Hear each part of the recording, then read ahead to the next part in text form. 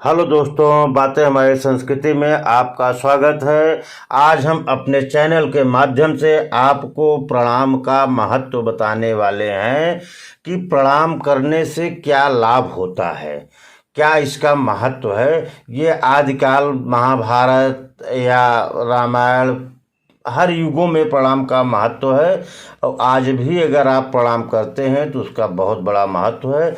जो आशीर्वाद आपको मिलता है उसका बहुत बड़ा महत्व है, उसका परिणाम जरूर अच्छा मिलता है। तो चलिए हम बात करते हैं मुद्दे पर। तो एक बार की बात है कि महाभारत का युद्ध चल रहा था। एक दिन दुर्योधन के व्यंग से आहत होकर भीष्म पितामह घोषणा कर देते हैं कि मैं कल पांडवों का वध कर दूंगा।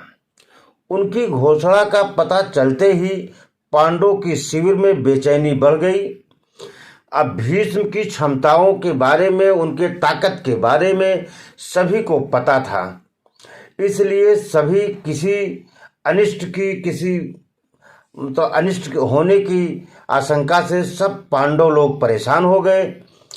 तब भगवान श्री कृष्ण ने द्रौपदी से कहा, अभी आप मेरे साथ चलो।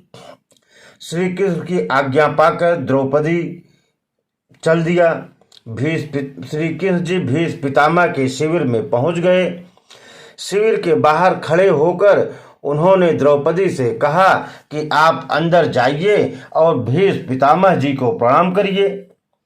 द्रौपदी ने जैसा श्री कृष्ण भगवान ने कहा वैसा ही अंदर जाकर पितामह भीष्म को प्रणाम किया। तो उन्होंने अखंड सौभाग्यवती भाव का आशीर्वाद दे दिया। और फिर भीष्म पितामह जी ने द्रौपदी से पूछा कि वत्स बेटा, तुम इतनी रात में अकेली यहाँ कैसे आई हो? क्या तुमको श्री कृष्ण यहाँ लेकर आए हैं? तब द्रौपदी ने कहा कि हाँ पितामह, वो कक्ष के बाहर खड़े हैं। तब भीष्म भी कक्ष के बाहर आ गए और दोनों ने एक दूसरे को प्रणाम किया। भीष्म ने कहा कि मेरे एक वचन को मेरे ही दूसरे वचन से काट देने का काम केवल श्री कृष्ण ही कर सकते हैं और कोई दूसरा नहीं कर सकता है। शिविर से वापस लौटते समय श्री कृष्ण ने द्रौपदी से कहा कि तुम्हारे एक बार जाकर पितामह को प्रणाम करने से तुम्हारे पतियों को जीवन दान मिल गया है। अगर तुम प्रतिदिन भीष्म, धृतराष्ट्र, द्रोणाचार्य आदि को प्रणाम करती होती और दुर्योधन, दुशासन आदि की पत्नियां भी पांडवों को प्रणाम करती होती तो शायद यह युद्ध की नौबत न आती। तात्पर्य इसका यह है मित्रों कि वर्तमान में हमारे घरों में जो इतनी समस्याएं बढ़ रही हैं उनका भी मूल कारण यही है। जाने अनजाने अक्सर घर के बड़ों की उपेक्षा हो जाती है और यदि घर के बच्चे और बहुएं प्रतिदिन घर के सभी बड़ों को प्रणाम कर उनका आशीर्वाद लें तो शायद किसी भी घर में कोई भी कभी भी क्लेश न हो। बड़ों के दिए आशीर्वाद कवच की तरह काम करते हैं।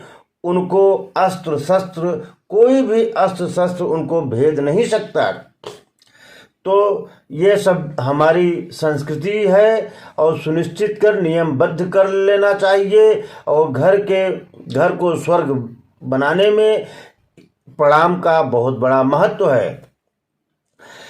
प्रणाम ही हमारा प्रेम है, प्रणाम ही अनुशासन सिखाता है, प्रणाम ही शीतलता सिखाता है, प्रणाम ही हमें आदर सिखाता है, प्रणाम से ही हमारे विचार अच्छे होते हैं, प्रणाम ही हमें झुकना सिखाता है, प्रणाम से हमारा क्रोध मिट जाता है, खत्म हो जाता है, प्रणाम आंसू को धो देता है, प्रणाम हमारे अहंकार को मिटा देता है, प्रणाम ही हमारी संस्कृति है।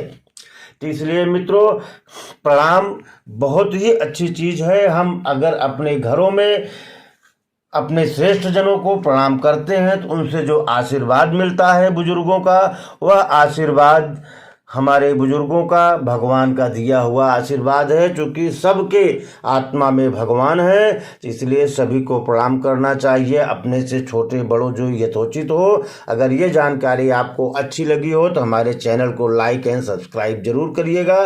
धन्यवाद।